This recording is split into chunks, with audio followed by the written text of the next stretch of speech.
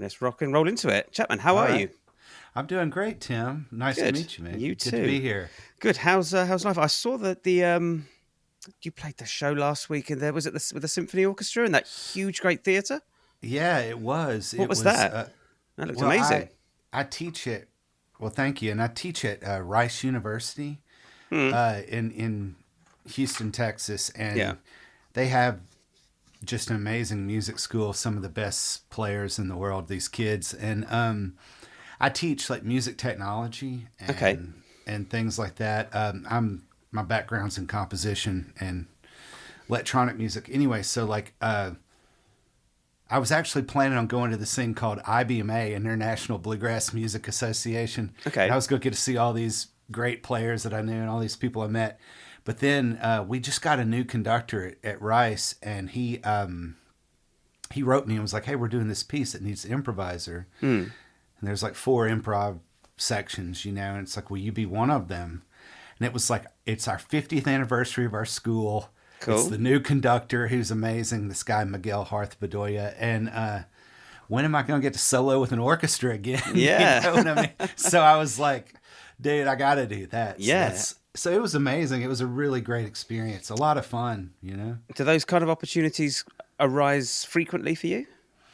No, I've been in the pit a few times at Rice, playing like, some John Adams piece, like the minimalist John Adams. He, David Lang. If it's a minimalist piece, it seems like I'm playing guitar on it, Okay. But then we also did there's this piece called The Kaiser von Atlantis, which is this piece that was written. Do you know about Terezin? That was a concentration. Sorry to start off on such a happy note, but it was a concentration camp where they put artists, Right. and a lot of the music, all the artists were killed, but a lot of the music got out of there. And Right. This piece, The Kaiser von Atlantis, is about this guy who tries to take over the world, except death takes a holiday and won't kill any of the people who are getting shot. Okay. So it goes on, and anyway, it's a crazy piece, but in the end, they're like, okay, Death's like, look, I'll let you kill all these people, but you got to go first, and that's how it goes. Ah, right, okay. The dictator has to die, but yeah, so I played a long way of getting there, man. I played a lot of little things, but usually I don't sit under a baton. Unlike you, you're always working like that. Do you know what? Social media would have you believe that that's the case, but I only started doing pit work about a year ago. Oh, really? I decided that there was one gig that I did. It was I can't remember, like a function gig or a wedding thing that was just, well, for me, it was a long drive. I'm sure in Texas, a 4-hour drive is you pop down the shops to get some milk for 4 hours. No, you're wrong about that, right, sir. okay. Time works the same. Yeah. It's just, I'm not driving 4 hours without a place to stay. Sure. Anyway, go ahead. Yeah. So, and I got home at 4 or 5 a.m. and I thought, this was a couple of years ago. So I was early 40s. I was like, look, I can do this now, but can I do this in 10, 15 years' time? Right. And so I looked at it and just thought, well, if I make a plan now to try and pick up local gigs, particularly theatre work, because I love the idea of just turning up on a Sunday, you set your gear up, you do a rehearsal, and then you're just in there for the week or for 2 weeks, and you just turn up 15 minutes before the curtain's up, and you're out 5 minutes after the curtain down. And I thought, so I just started putting things together. I started to work on my reading. I started reaching out to MDs. I started reaching out to pit players, and and I really enjoy it. I was never a reader. I was always a play by ear kind of guy, and I've really enjoyed the process of just getting my reading up and just sitting there with an orchestra, with a conductor or an MD. It's just, it kind of makes me feel like a proper musician. Well, I understand, man. I grew up playing a lot of piano, so I read, but the time I have to read on guitar is few and far between. Like even that thing the other day was not a reading gig, so it's reading is not how I live my life as a guitar player. I mean, most of us don't do that. You know? I'm a composer. I can write and read and do the craziest stuff on paper, and I can read it too. But at the same time, I don't ever do it because I never have to, you know what I mean? Yeah, but I mean, it's a skill that if you don't use it, you lose it. That's true too. And I never read on guitar. It's like, if you want to shut me up, put some music on. Well, that's the joke, isn't it? How do you get a guitar player to turn down? Just give them the dots. Yeah, I have. I got a degree. I have a doctorate in music composition. I don't tell people that often on like social media because I don't want people to be vibey about that, you know. Yeah. Because some people are, and I also don't want it to like give any gravitas to what I'm saying. It's like I just know what I know and I do what I do, you know. And but so it's like I've studied like really complex music, but sitting down and reading it and figuring it out on guitar is a very different thing than just looking at it. I play piano. On piano, I'm pretty good at reading. I can like, you know, find it and you know, because that's how you live on a piano. You always have to read on a piano and never on a guitar, right? Yeah, So, what was it that brought you to guitar playing? Man, I was my brother's I was an accident, so my brother was about 17 when I was born, and so they just didn't think they could have another kid, and here I am. So there you are. Yeah, and so then when I was about hitting, like, you know, from the time I was a little kid, he was playing in a bluegrass band. And then when I hit about mid-teens, he was trying to make it as a country singer. His name's Ernie Welch, and he had some, you know, Billboard Top 100 things. You know, he worked with this really cool producer in Muscle Shoals. It's actually in Decatur, Alabama, but right by Muscle Shoals. Yeah. So I grew up like in a little town called Corinth, Mississippi, which is, there's Memphis, there's Muscle Shoals, and there's Tupelo, like all this music, you know. Everybody I knew could play. Like everybody in that town can play something, you know. A lot of them pretty damn good, you know. It's like country guys on a tractor. Yeah. They'll get down and pick up a guitar and just show you up, you know what I mean? Like, because it's like, they're just, you know, country boys that love this music, grew up, their granddaddy had them playing when they were 4.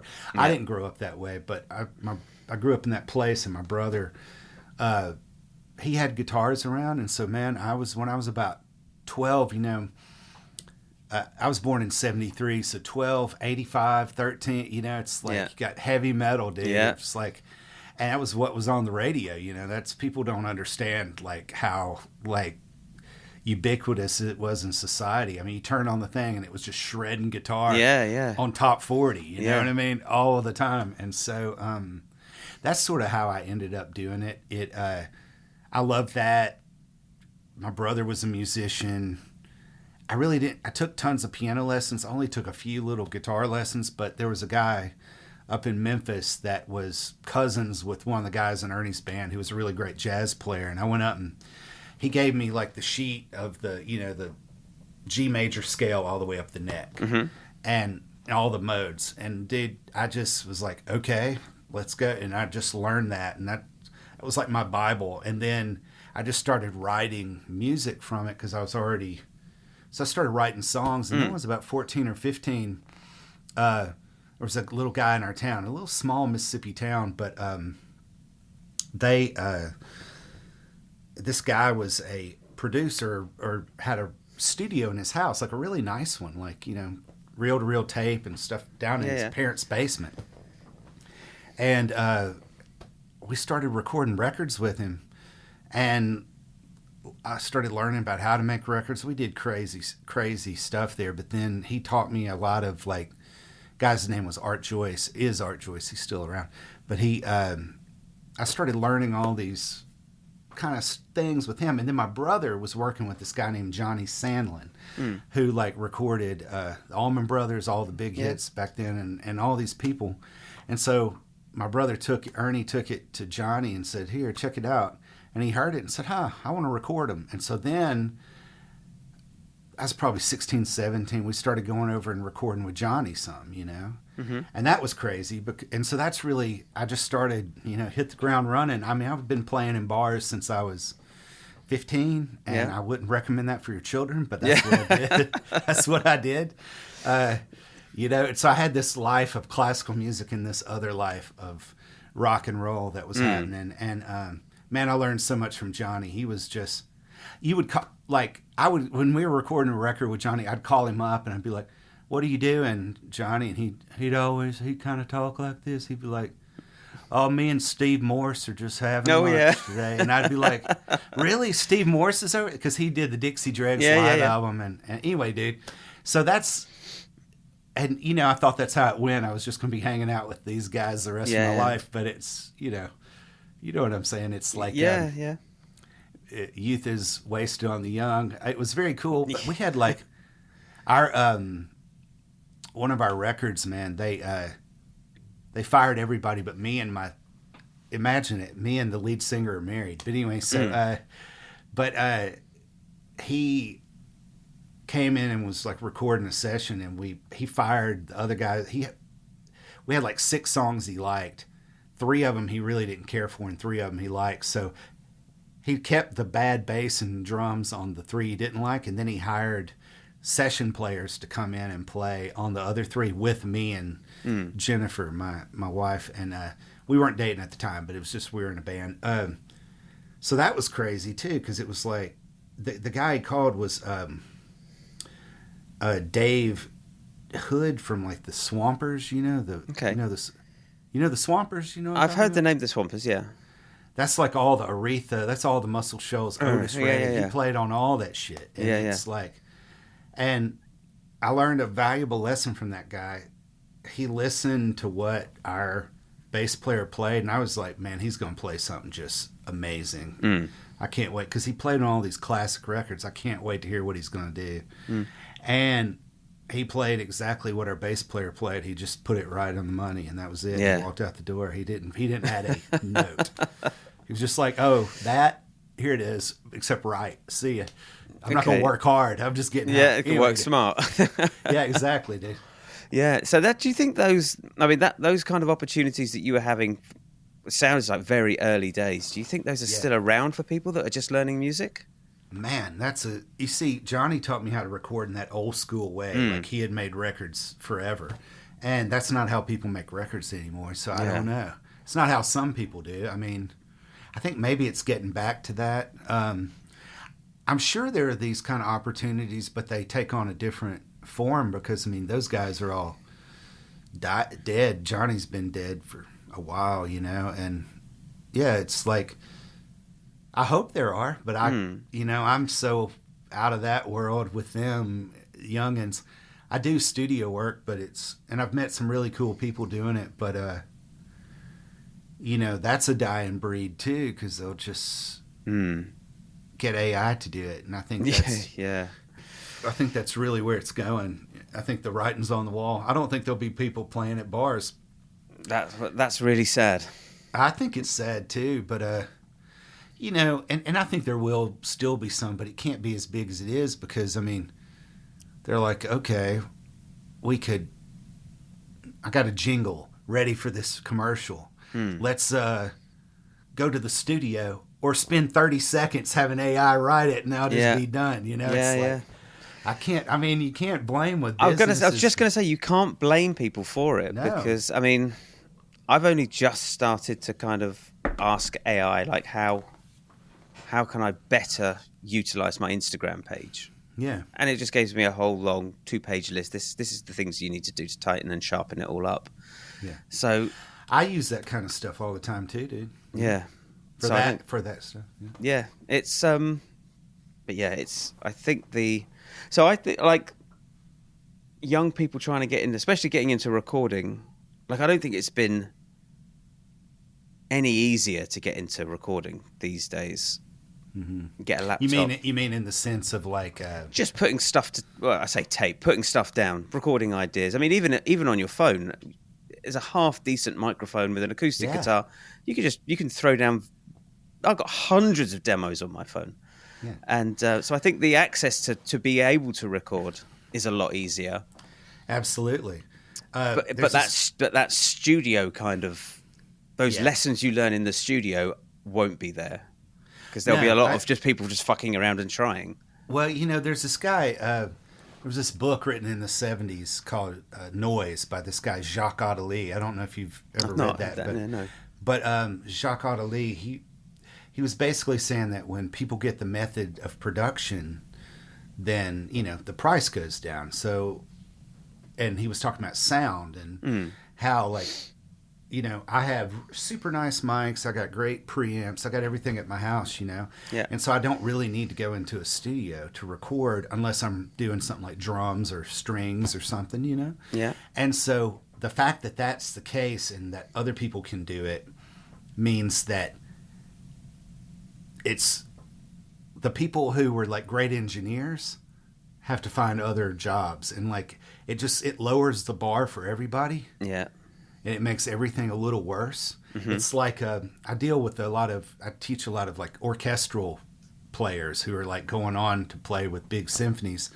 But for like studio work, people go to like, Eastern European countries to get like, a Romanian orchestra or something, to play what they need, Yeah. And then even more like you just get a quintet or guy who can sub on 2 or 3 things, and you get them all in there, have them play it 3 or 4 times, 5 times, always odd for classical music so it doesn't sound weird, and then you put fake strings behind it, and that sounds just as good because you put the real strings in front, but then the fake strings and so I mean the writing's been on the wall for a long time, but I think AI is kind of ushering it in. Yeah. Well, I think it's just going to be another tool that we'll have to either use or get beaten up by. I love it. I use it all the time. When I say I love it, that's an odd thing to say, but I love what it's doing for me. But I don't love the fact that, basically every single thing you put out there that they can study, if the AI can take it, then they're just stealing your licks. Yeah. I know a guy, Brian Sutton, he's like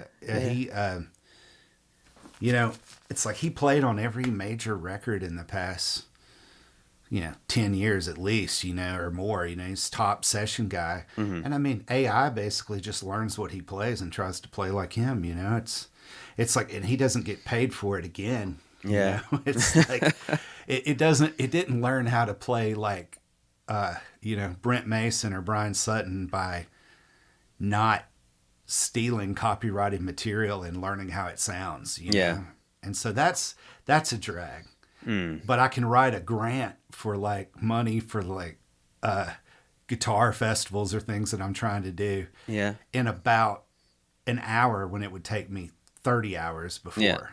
Yeah. So I'm like, shit, let's go, man. Yeah, I know. When I get to the end of the term at school, 30 odd students, I just write down quick little prompt, and it just writes all of my school reports for me. Well, what do you teach, man? So I teach in we call it peripatetic teaching. So I go around to various different schools in the area, and I just teach guitar. So I'm not employed by the school. I'm paid directly by the parents. So I go into the school during the school day, and I pull kids out of their classrooms. They come have a half-hour lesson, and I send them back. Yeah. So it's cool. I mean, I enjoy doing it. I'm very selective about the schools that I go into. There was a couple that I went into, and I did a term or two, and I was like, no, like the guitars are left in the toilet, in the bathroom. There isn't the music room is subbed as an after-school play activity. There's pens and pencils all over the floor. It's like, this isn't a music room. This is a playroom with a piano in it. Mm-hmm. So I gotcha. Yeah, I have a friend. I was going to see where Camilo works, who lives in London, who works at a studio there. Let me see. Salazar, composer, just to see. I have my other screen. Okay. No, Camilo Salazar. Right. I'll find it. But London studio. Let's see where he at the Morley. It's called the Morley Radio. I don't know. I don't know that. Yeah, it's I forget who. Some famous composer. Oh, got Cornelius Cardew, who you probably never heard. Never heard of. Sorry. He's a pretty crazy out there kind of composer, but Right. he founded that anyway. But a good buddy of mine, Camilo Salazar, works here. Anyway, I just thought maybe you might have come in that. It's a nice studio. No, sadly not. No, it's So the other thing I wanted to chat about was like I stumbled across you just on Instagram, some of your country reels, and I'm kind of at the stage now where the more I kind of interact with people like yourself, and there's 5 or 6 other people who I've had on the show. The Instagram algorithm just literally just keeps throwing me new players, and I listened to your playing, and I was like, wow, that guy's on fucking fire. Oh, well, thanks, dude. It's very nice like because I joined a country band earlier in the year, so I was like, right, let's just get some of my country chops up to a place that they're not that shit. But it's a long road to some of those bluegrass picking lines, especially on acoustic guitar. Like fucking hell, man. Well,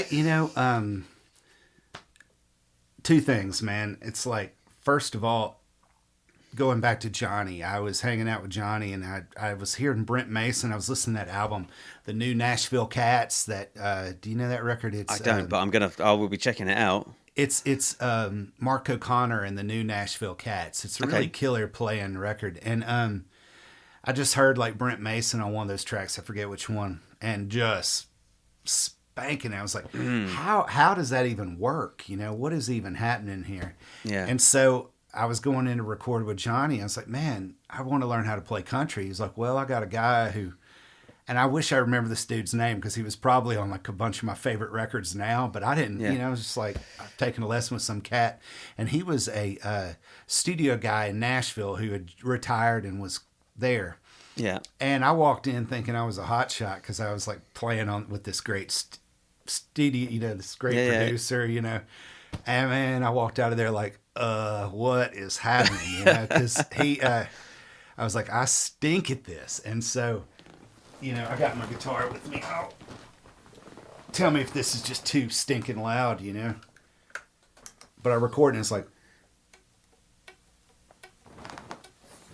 and so basically he taught me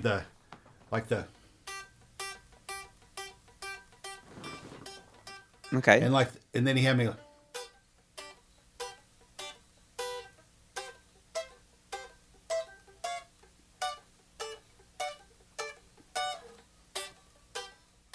and I would just practice that stuff and practice it.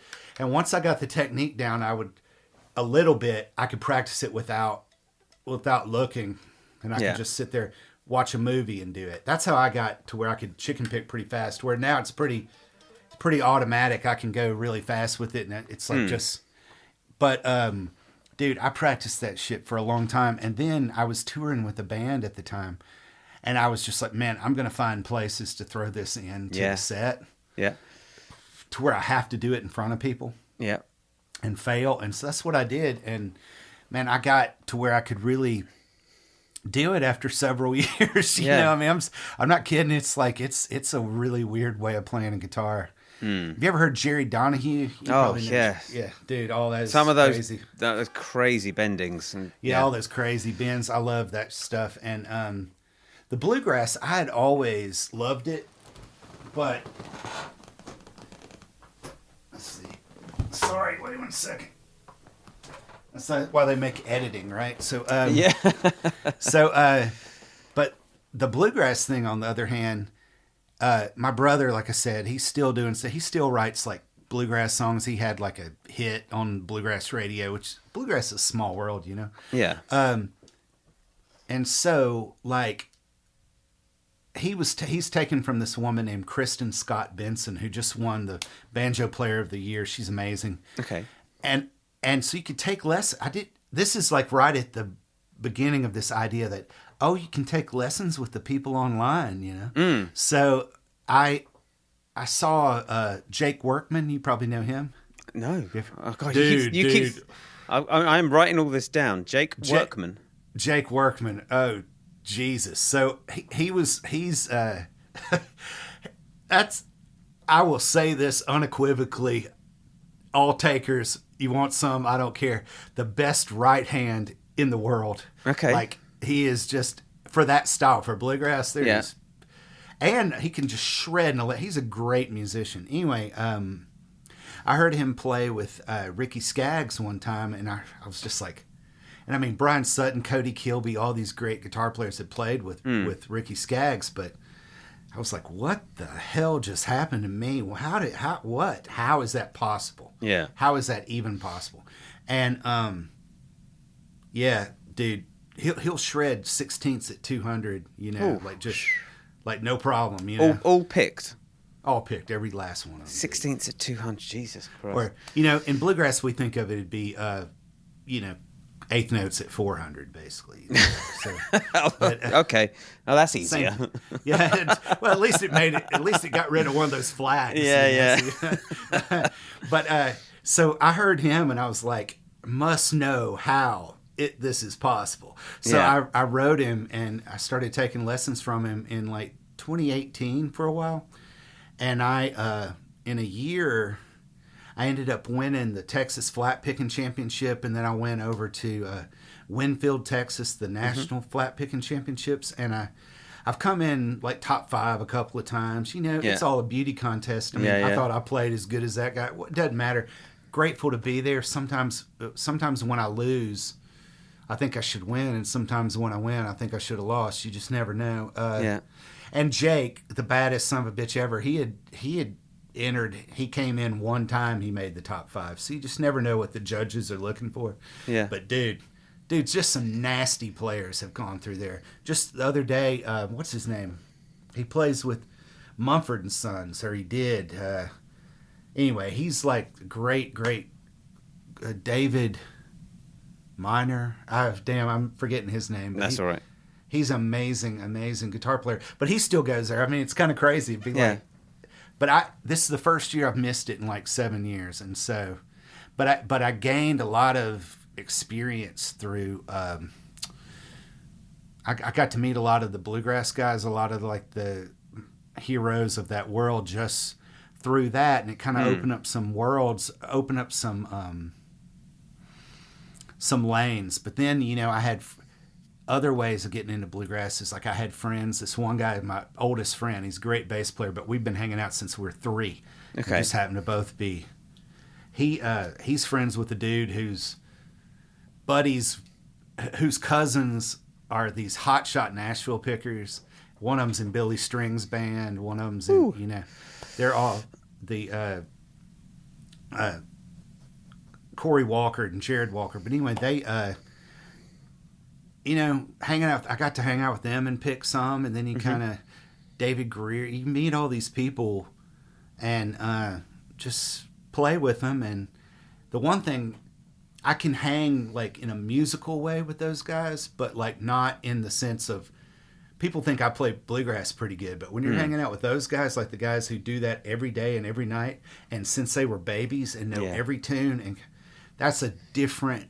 It's like saying you're a great jazz player. It's like, really? Well, Kurt Rosenwinkel's over there. How about it now? Are you really that good? You know, it's like when you're hanging out with those dudes, it's like, know your place is the way I see it. I'm like, they know I like it. They like me because I think, well, I really don't hang out with them much anymore, but it's like, I think they like it because it's, for one thing, I'm not like judging the music, and I have insights on music that they don't, and maybe I can show them something, you know. But at the same time, I'm not. You can't hang in bluegrass. Like, say I'm good at bluegrass. I'm good at bluegrass for guys. I'm not Billy Strings. You know what I mean? It's like, because that's just a different thing. I've played with Billy too, and you know, it's a different thing entirely. When you hear, it's like, okay. People who would shit on his guitar playing are crazy. It's like, I'm like, people love to boo from the cheap seats. It's like, pick up a guitar, sit. You can talk all the trash you want, but put that guitar and sit down with that guy across from you, and then see how much trash you start talking. You know, it's like guitar players are notorious dickheads that way. You know, it's like, it's a sickness. Yeah, it is. That's what I was looking for, as a sickness. So when we start looking at those insane tempos, like 16th notes at 200, when you are presented with a tune or a run or a lick or a thing that you've got to get up to that tempo and you aren't there, what's your like method to get up to that tempo? Well, man, I got my acoustic right here, and I'm kind of in an awkward position, so I can't really get down. It needs to be down here, and I need to be, getting into it, but tilted up like this. How I think about those things is, first of all, I used to play when I played acoustic, I'd play like this. Brian Sutton kind of does that. Billy Strings does that with the hand out like that. Okay. But like Molly Tuttle, David Greer, Jake Workman, they pull in like this. And a lot of people can't do both. It's like they're either one or the other. But I'd always play an acoustic like that, like floating when you're playing rhythm. Yeah. And then when it's time to play solo, you anchor. Yeah. Okay. Yeah. But then this hasn't been a year ago, maybe a year. It doesn't matter. I was just talking to. I still take lessons with Workman every now and then when I'm getting ready for a competition or something. But Jake, I was like, dude, I hit like 150, 160, and I just fold. Yeah. I can't get faster than that. How do I do it? And so he was like, well, man, bring in your hand, bring in your fingers. And okay. So it's a layered thing. Let me get you there, So, so I was like, okay, bring in the fingers. And the other thing too is, so bring in the fingers, and I can do both because that's like my telly. Mm-hmm. Yeah. So it's not a real stretch for me to go, oh shit, I've never done this, and I'm holding in my hand. It's like I'm used to bringing in my fingers to do all the stuff, Yeah. So that's part of it. The other thing too is like when it's about 120 or 130, I can be like, and I'm using my wrist. Mm-hmm. But when it gets up to a certain, and like I said, this is awkward. People can, it's coming. More of the forearm. Yeah, it's coming from there, and you have to do it that way.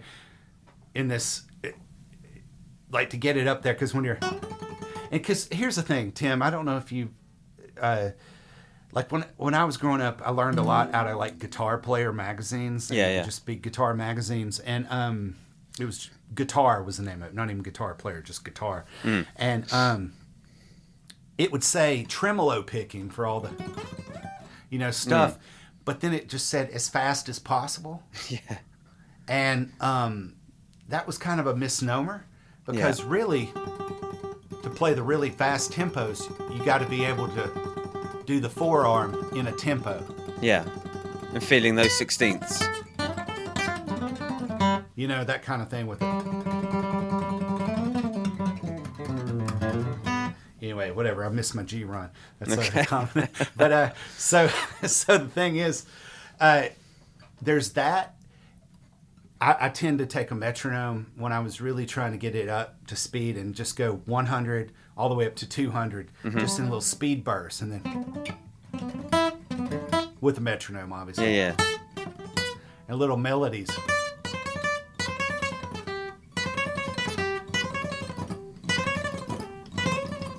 And just try to get to where I could do it, Yeah. But then it's about, cracking the code, that kind of thing, where leaning. Because if you, like, the way that one tune, Big Mon, it's normally an A, but we'll do it in G. Capo always for bluegrass. People go, oh, it's a cheater. Well, in a way it is, but it's just so all the strings can ring. I mean, I can play it without it, but the strings won't ring. It won't sound right. So what's the point? Anyway, capo 2 normally, but so when you think about this, you're escaping. Like I'm escaping on a downstroke. Yeah. So you lean back when you escape on a downstroke. Okay. And you lean forward when you escape on a upstroke. So if I'm doing like a pentatonic, it doesn't matter. I'm leaning forward the whole time because I'm always escaping on an upstroke. So you're rolling your wrist forward slightly. Yeah. Yeah. Yeah, it's like that much, you know? Yeah, yeah. So a lot of times with these fiddle tunes, and it's, I consider it like this, it's like athletes, you know? When they're trying to hit like the peak of how fast it is, it's these little minor things that make all the difference. And so Jake is a thoroughbred motherfucking guitar player. Sorry, I don't know if there's any swearing on this, but that's fine. Yeah, but dude, he's super elite, man. Yeah, he was with Andy Wood on the Andy Wood Experience. He was one of the instructors there. Yeah, monster. Anyway, so so the way this tune ends up being, it's like leaning back, forward, back, forward, back. So.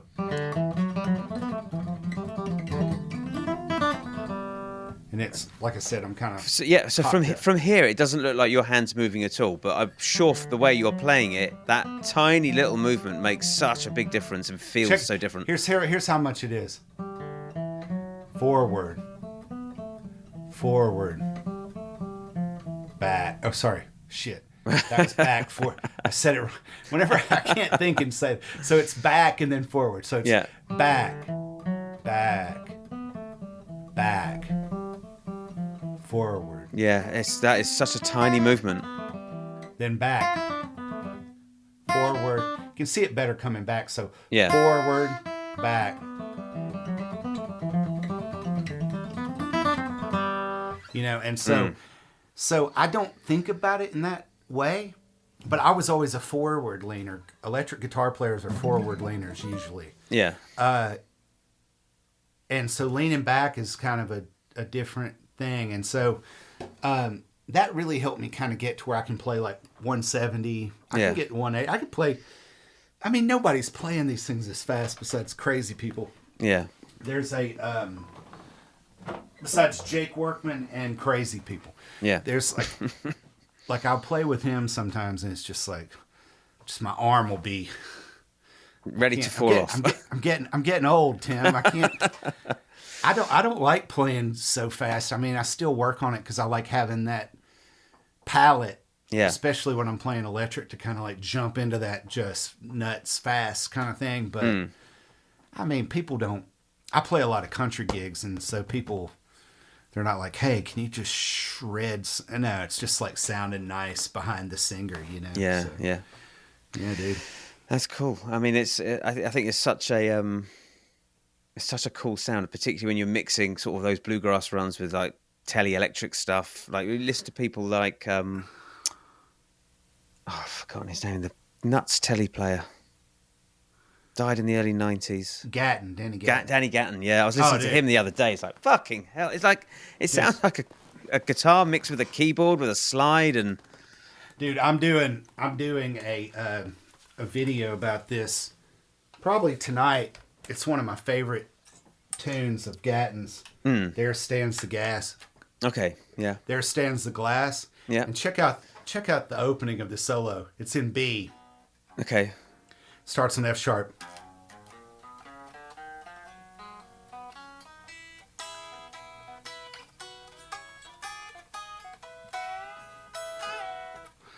And it's that kind of... Yeah. That's just crazy. You can give it a bit more juice. Oh, really? Yeah. I can't really hear it. Okay. Bit more. So, una momento.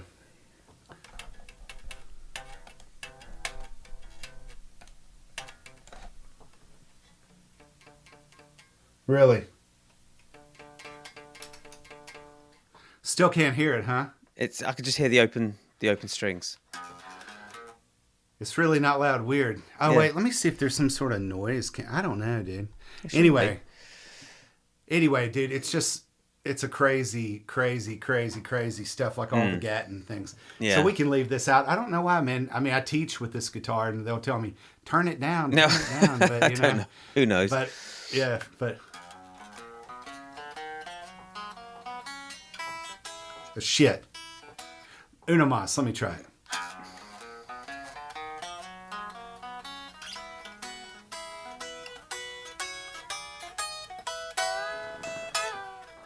And it's just like a killer way of starting, you know, this solo, man.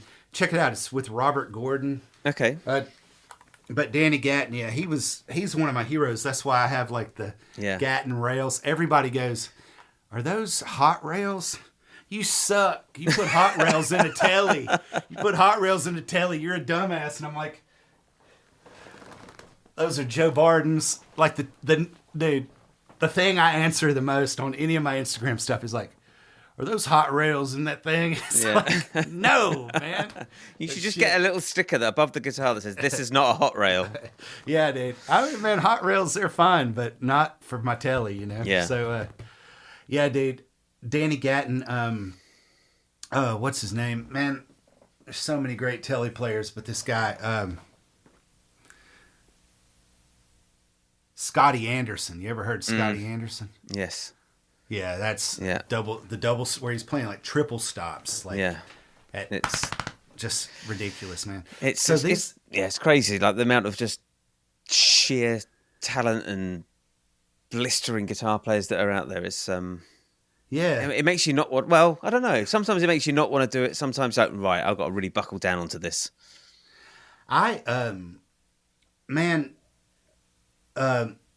This is something that I learned from. In the summers, I'll go to like Sutton. Brian Sutton has a camp where it's like you can go there, and I've gone there like 3 or 4 years. And the deal is like Billy Strings when Billy he kind of had this come to Jesus moment where everybody was telling him he was the greatest guitar player in the world, and he just felt like an imposter. Yeah, because he was recording with Chris Thile and Bela Fleck and Edgar Meyer, and he was just like, what are these guys talking about? He said it's like looking at being a kid at Christmas morning. You kind of know what's going on, but you're not really sure what's happening, you know? Yeah. So he started taking lessons. So he goes to that camp every summer and just hangs out and takes lessons and picks with everybody. So it's like, you know, he drives in his tour bus and parks it there for a few days and just hangs out there. So I ended up, there's a lot of pros that go to this camp, you know, just because it's like last year I met Julian Lage. He was there. Yeah. And, wow. You know, it's just like, so you're playing with, it's just unobtainium kind of people that you're getting to just chill out with and kind of make music with. And Jake taught there for the past couple of years, Workman, and man, just, the whole point of saying that is that there's a lot of really, I think that a lot of guitar players, when they reach a certain point, they're afraid to admit they don't know anything. A lot of musicians are afraid to like show vulnerability, to show that, hey, I need help. I need to get better. And the cool thing about that camp is like, it's about how real guitar players think about really playing. It's not licks. It's not how do you do, it's like mental game. And so all these great players, they were talking about like effortless mastery. I don't know if you've ever read that book. I've got the book. I haven't read it yet. I'd put it on, I'd get it on, this is me personally saying, get it on Spotify or something where you can listen to it because there's meditations in it. Okay. But it really spoke to me because, I've been playing music since I was 6 years old, you know, as a pianist, or 7, whatever. A long damn time, you know? Yeah. And just those feelings of insecurity, or when you grab the guitar, what is everybody thinking? And they call it like fear-based practicing, where as you're practicing this hard thing, you're just thinking about how scared you're going to be on the stage, and shit, I open up. And it's just like trying to cut through all that and get rid of your ego. Mm-hmm. And so I've really tried to do that. And so I found I really have a lot more fun playing in the past like 5 years or so. Yeah. And my playing's better. But the thing is, I don't care if my playing's better. I want it to be better. Who doesn't want it to be better? But if I played really well with the orchestra the other night, but had I not, I like to think I would still feel good about myself and life would be okay. And it's not that big a deal whether I play great or whether I play like shit. It's just not. Yeah. I've played like shit before, and I'm still playing guitar. Yeah. So it's not going to change anything. I played great before, and I'm still playing. So just getting out of your head and just saying, I'm okay. I'm an okay musician. I'm okay in myself. Whether or not I play good or not, it doesn't matter. And so that's kind of...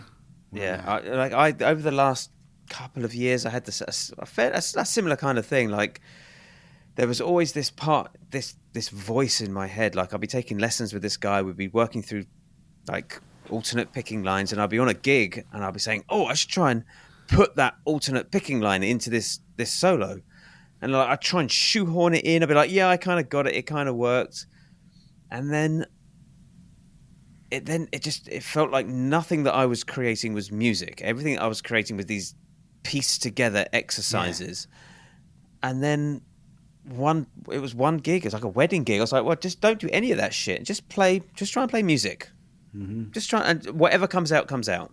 Right. If something good comes, if this picking line comes out, it comes out. If half of it comes out, it comes out. If none of it comes out, none of it comes out. But just try and play music and try and enjoy it. Yeah. And it was almost like freeing yourself from those pressures that I put on myself to. Yeah. It's just I enjoy my own playing much more now. Yeah. The best way to sound bad is to try to sound good. You know? Yeah. That's so it's just, who cares? It's like, it's just a guitar. It's just a gig. You're going to get, well, you hear it all the time, you know. I mean, I heard something recently, like Eric Johnson got fired by Donald Fagen, you know. It's like, did he go put his guitar up and go, "I suck, I can't"? No, I mean, he just went on with his life, you know. Yeah. It happens. I mean, Mingus got fired by Duke Ellington, right? You know, that's a famous story. I love that story. But anyway, like, dude, we're all, no matter who you are, you only know what you've gotten to at this point. And anything that you do know, you could be better at. That's everybody. That's everybody on the planet. You don't know what you don't know, and what you do know could be better. Yeah. So get out. So I just try to get out of my own way now. I think it's being older too, and I'm not like. I mean, when I was younger, it was always like, dude, I loving this gig, but it's like, we got bills to pay, and we're on this tour, and we got to figure out how we're going to get here to that, and those pressures can take away from the joy of it. It should be joyous. Playing music's fun. It should. Imagine that. Imagine it being fun. Yeah, and so nowadays I just try to have fun, and that's what I've been living life like. And it's you know, people respond to it. I actually started making videos after Sutton's camp. Right. Okay. Because I'd spent my whole life I'd spent the past 20 years teaching in a classroom setting. Yeah. And playing a bunch of guitar. Yeah. You know, tons of guitar. But I went to Sutton's camp and hanging out, I started teaching all these. They were just asking me, "How are you doing that? What is it?" So I started teaching all these kids, just hanging out after the lessons at Sutton's camp. I'd just be hanging out with guys, showing them stuff, and they're like, "Man, you're a really good teacher. You should teach online." And I thought, because that's another thing. Soon the red light, it turns on, and you're like, "Can I get this thing?" And it's like, so, and are people going to say I'm fat, old, and ugly? I had one guy say, "You're fat, old, and miserable." That's what he told me, and I was like, I am not miserable. You know How dare you? I am not miserable. Yeah, exactly, right? Fat and old. It's like, just you wait, you young. I was skinny when I was young too, brother. It's easy to be skinny at 22. Yeah, dude. Yeah, for sure. So anyway, that was my first video that I posted after that was how to do like the little spider technique thing. Yeah. And I got like 600,000 views on that video, like my first video. And I was like, well, let's do this. And then I just started, and I was only doing like, this is talking to the social media thing, how it grows and changes. I was only like, okay, I met all these crazy good guitar players in my life. These are licks that they've shown me or ideas they've shown me. Well, eventually you run out of those. So it's like, what are we doing next? You know? Yeah. And that's kind of what I've been doing. It's been a lot of fun, you know. I've met a lot of people. Yeah. I met you. I mean, what wouldn't happen? You know, it's like I've met just so many people, and when my heroes follow me, I'm like, oh, dude, that's just. I've had a couple of those moments where it's like, oh, I've been following this dude for a while. Like, I don't know, Joe Shredder Jim. Yeah. He's in Houston. He lives up the road from me. He followed me the other week. I was like, damn, I've been following this guy for years. I love it. And I was like, dropped him a message like, hey man, do you want to come on? He's like, yeah man, let's hook it up. Dude, that's awesome, man. We've yet to meet because he lives up in north of town, and so this is true about.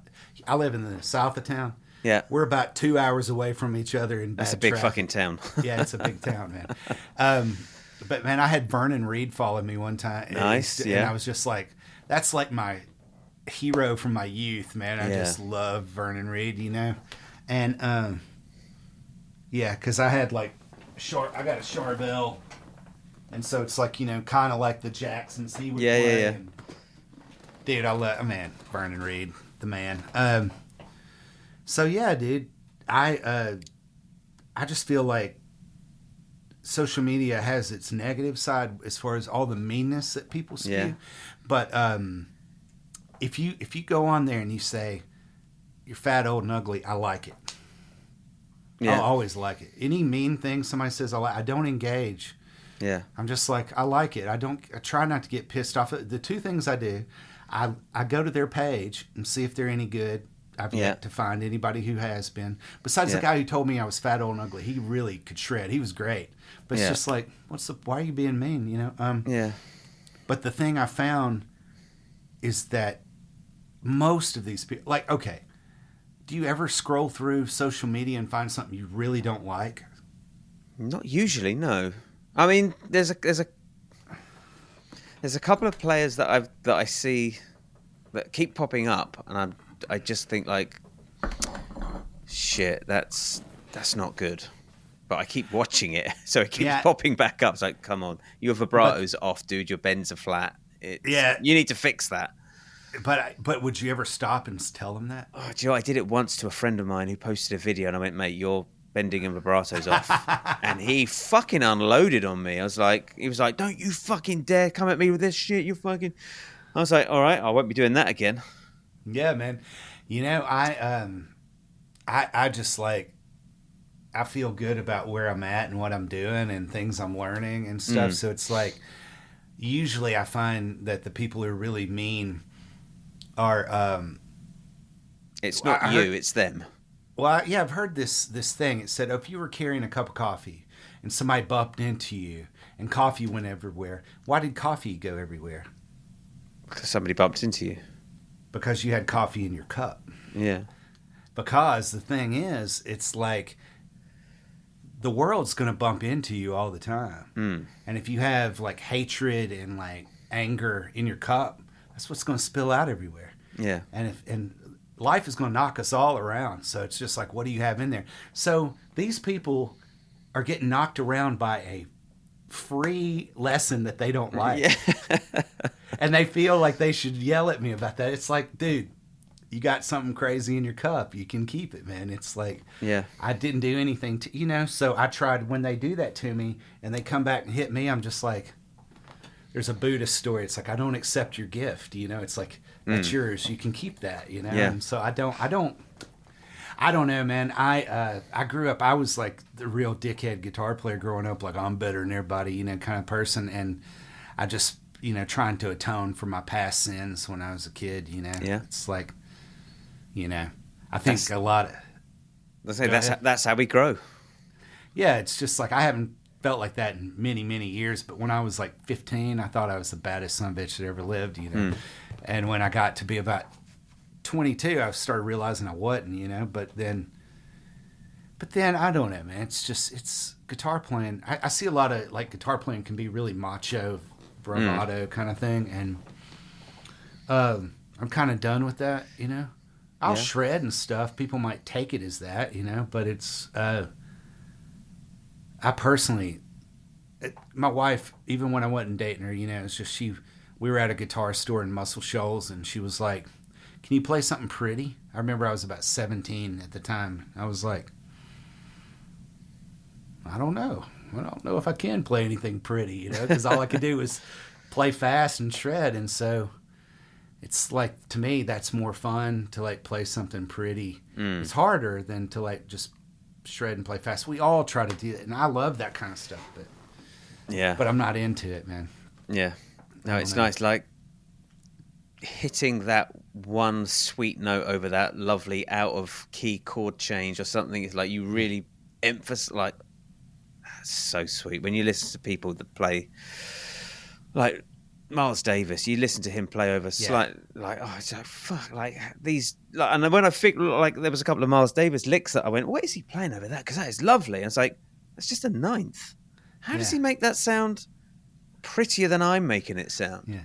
It's like, it's difficult to make the ninth sound bad, but he was another level. Like, you know, Tony Rice, the great flat picker, right? You know, he said that, you know, he became Tony Rice by trying to be Clarence White, and he couldn't do it. And, and so, like, I feel like a lot of, you're shooting for something else, and then you kind of get your own voice, you know?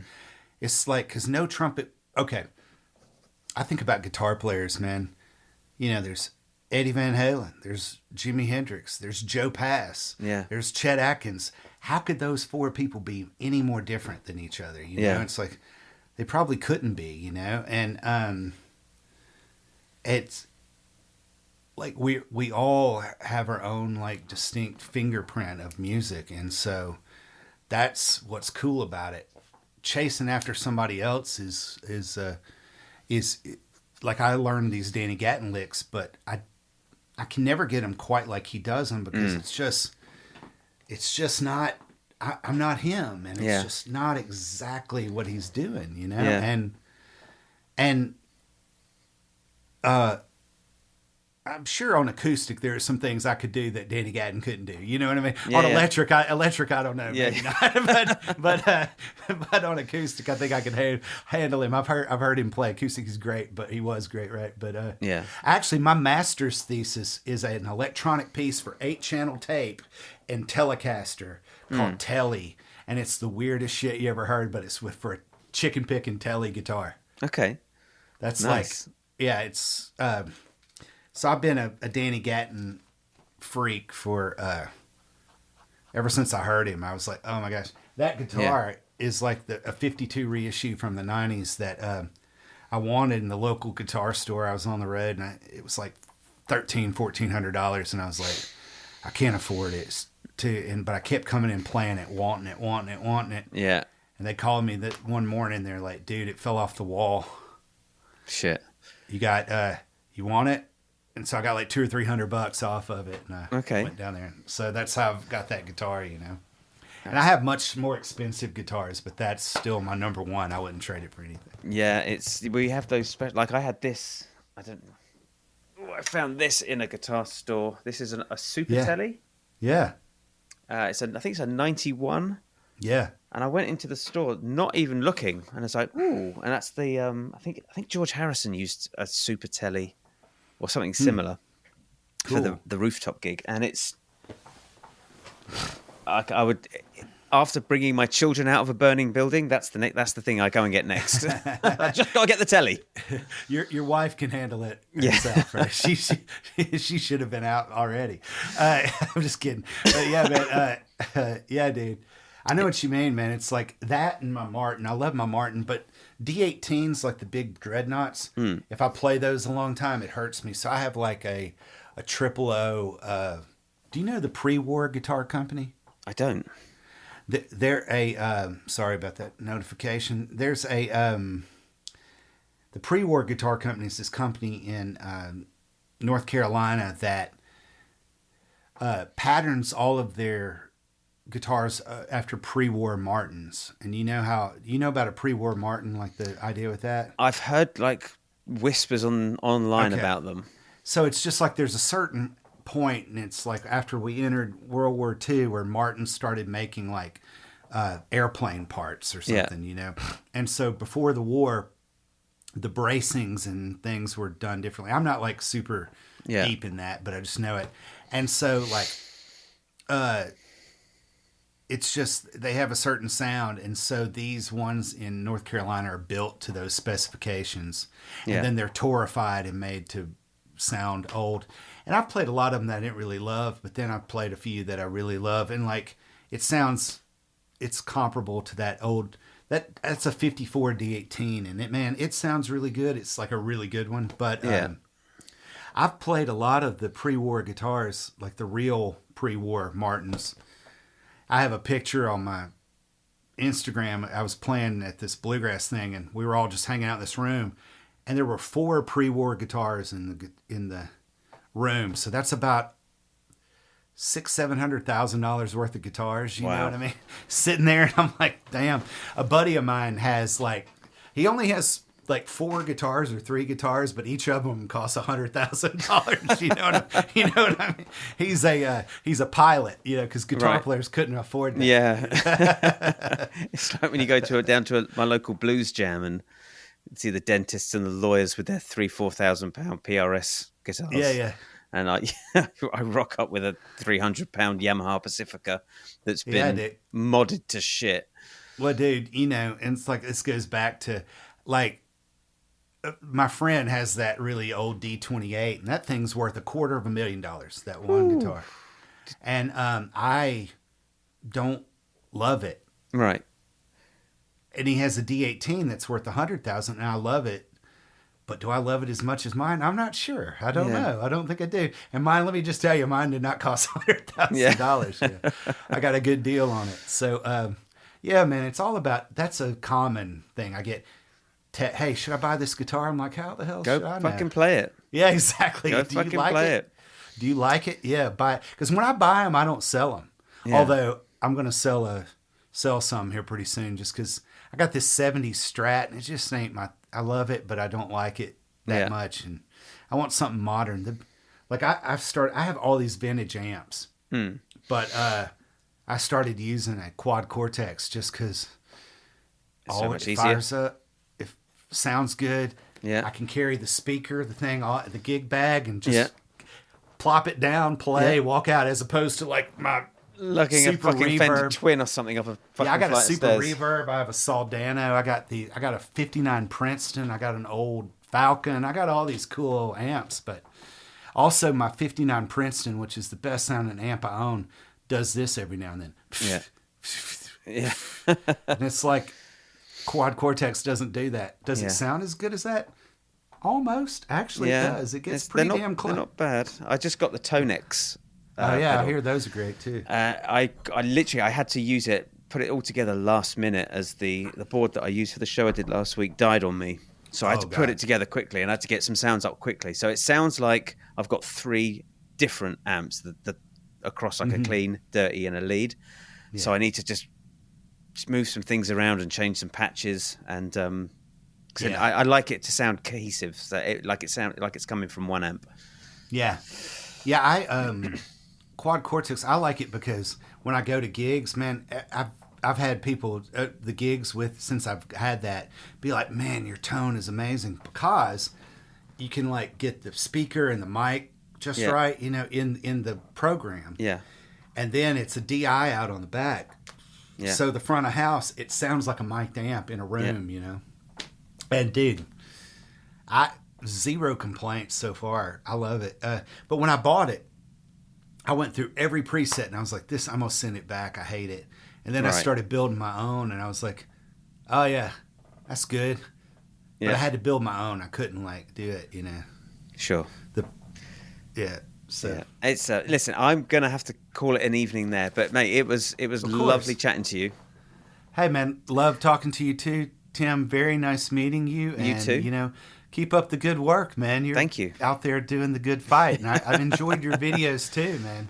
Yeah, I need to. I've been speaking to my sister who does this almost for her business, and she's been saying, you need to get some better lights. You need to just turn your camera around. But yeah, she said just start. It'll be rough, but start. So. Yeah, dude.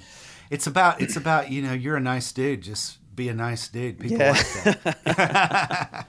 Not all of them. And thank you so much for having me, bro. No problem at all. I'll be in touch with some details of how we're going to go forward with uploading, but it probably won't be for another month or so. Hey, no problem. Just reach out, man. Will do. Pleasure meeting you, man. Stay in touch. We'll speak soon. Take care. Thank you. Bye-bye.